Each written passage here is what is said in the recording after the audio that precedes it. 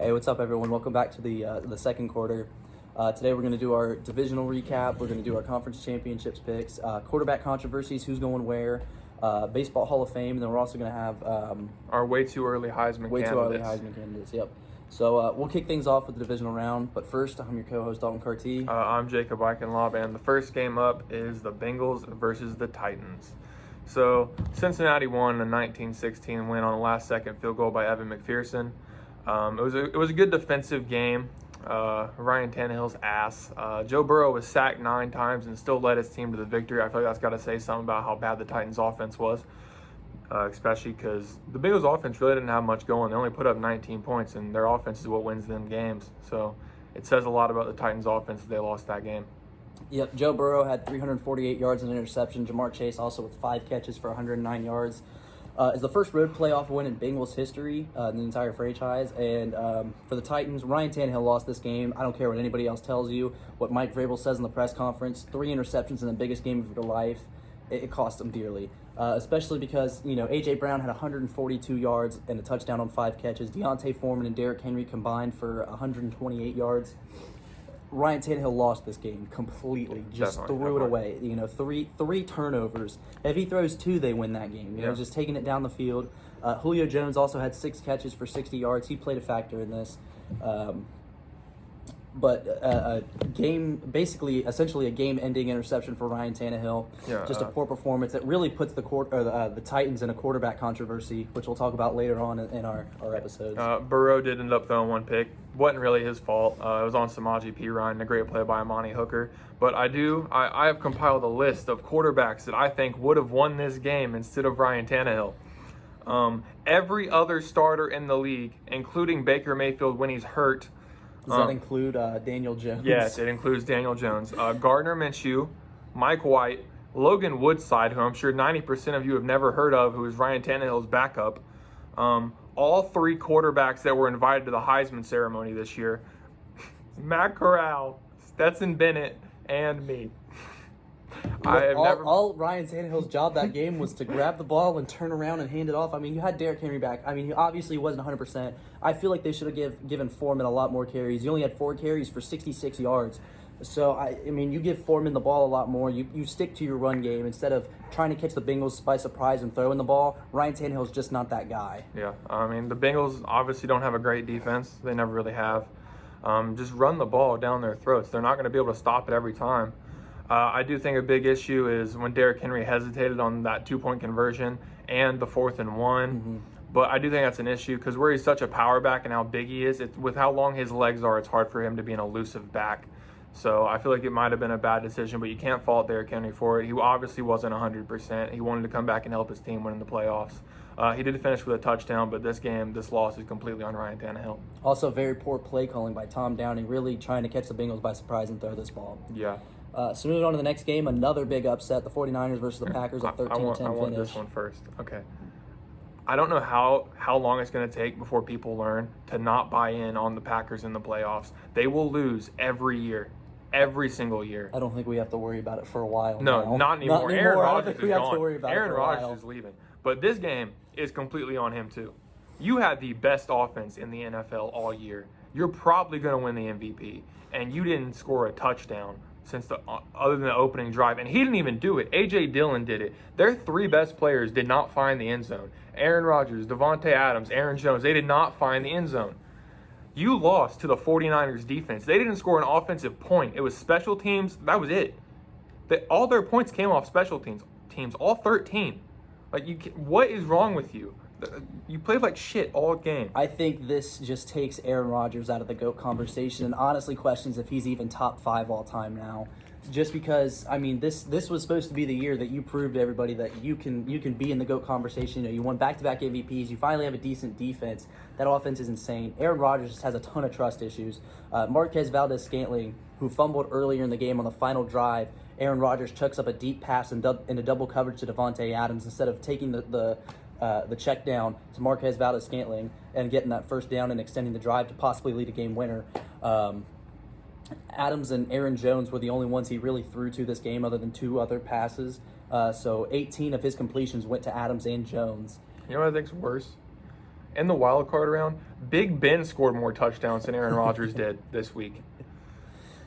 So Rodgers threw for 229, Jimmy G 131 and an interception as the offense for the 49ers were non-existent as they had 106 total rushing yards from 3 backs, and Armstead and Bosa both combined for both had 2 tackles apiece. The defense for the special teams for the 49ers won this football game, but a defense played a big part in it as well.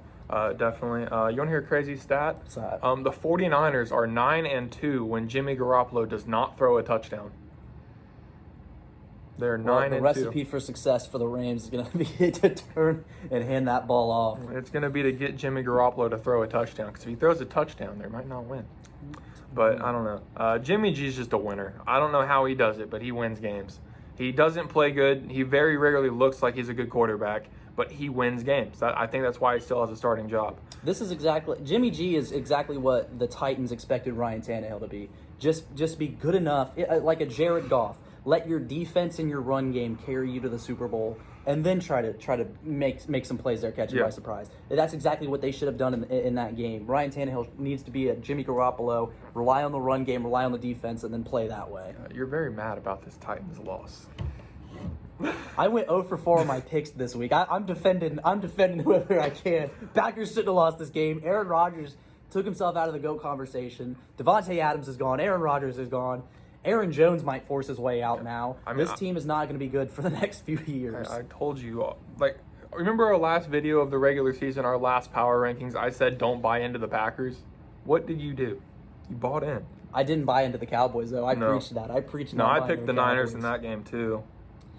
So moving on to the next game, Rams versus Buccaneers, 30-27 finish. It honestly wasn't as close as it may have seemed in the beginning. It was 27-3 at one point in this game, as the Rams almost ended up blowing it, like the Falcons did a while ago to Tom Brady. Tom Brady 329 and a touchdown, and also an interception. Mike Evans had 119 yards and a touchdown of those 329. I understand the defense forced like 4 turnovers, but this loss is mostly on the defense. On that last play to Cooper Kupp where he got a big first down, I don't understand why you run that coverage. You got to have a safety over the top against arguably the best wide receiver in the league this year. He played great. He always does, but this loss is on the defense. Tom Brady and the offense brought him back in the game. I understand that if they played well the whole game, they would have probably blew out the Rams.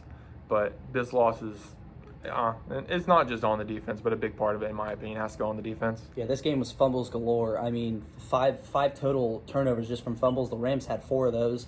Stafford, 366 yards and 2 touchdowns. He didn't make a lot of mistakes this game. Cooper Kupp, 183 and a touchdown as well. Von Miller and Aaron Donald combined for 2 sacks this game. As the Rams upset the Buccaneers in Tampa Bay. So, I mean, that's a long trip. That is across the country. Yeah. And now the Rams are primed to have a Super Bowl at home just like the Buccaneers did last year. Yeah, it's crazy. They do have the 49ers on Sunday. Should be a good game, but we'll get into that later. You want to get into the final game? Yep, move into the Bills versus the Chiefs. 36-42 win in overtime. Coin flip has too much power in today's game, especially in playoffs. The team who wins the coin toss is 10-1 in playoff games. Well, let's talk about something else. The Bills were so proud of their defense. Bills fans love their defense, right? They think their defense is so fucking good. Make a stop. You have the number 1 defense in the league. Make a stop. You gave up a field goal with 13 seconds left. You let Patrick Mahomes drive down the field in 13 seconds. That's not on a coin flip. A coin flip didn't cost you that game. Your number 1 defense did. They played like shit. Patrick Mahomes, 378 yards and 3 tutties, slicing up that defense. Also 69 yards on the ground and a touchdown. Hill and Kelsey combined for 19 catches, 246 yards and 2 touchdowns. Their 2 main targets. And Pringle has really emerged as a red zone target as he's caught another touchdown pass. Gabriel Davis ended with like 200 yards and 4 touchdowns. On 8 catches, that's ridiculous. He left it crazy. See, this is what we thought Stephon Diggs was going to do. Yeah, this was supposed to be his revenge game from a year ago. He ended up with 3 catches for 7 yards. I understand he was doubled for most of the games. He's obviously the Bills' best receiver. But in a revenge game, you cannot put up 7 yards on 3 catches. That's like 2.3 yards per reception. That's horrible.